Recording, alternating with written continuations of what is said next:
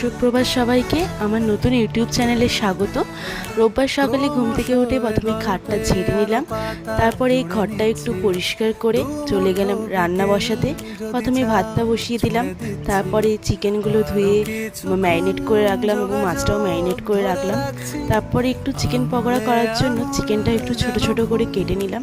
তারপরে ঝোলের জন্য পেঁয়াজ এবং টমেটোটাকেও কেটে ফেললাম।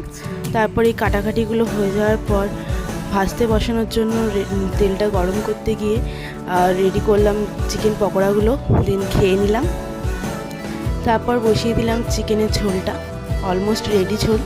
দেন মাছ ভাজাটা হয়ে যাওয়ার পর স্নান করে চলে এলাম। স্নান করে এসে চুলটা ভালো করে মুছে নিলাম, তারপরে সিরাম ইউজ করলাম।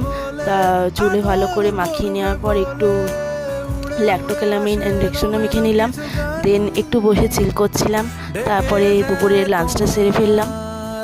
লাঞ্চ হওয়ার পর একটু ঘুমিয়েছিলাম। তারপরে ঘুম থেকে উঠে দেখলাম খুব সুন্দর বৃষ্টি হচ্ছে বাইরে, তো বৃষ্টিটা এনজয় করি। তারপর বই খাতাটা নিয়ে একটু বসলাম, একটু পড়াশুনো করলাম।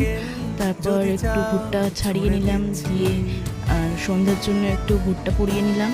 তারপর একটু চা বসিয়ে নিয়ে ভুট্টা চাটা খাওয়ার পর একটু সবাই মিলে বসে একটু গ্রুপ স্টাডি করলাম, যেহেতু কালকে এক্সাম আছে আমাদের। তারপর রাতে ডিনারটা সেরে ফেললাম। তো আজকের মতো টাটা, গুড নাইট সবাইকে, ভালো থেকো সবাই।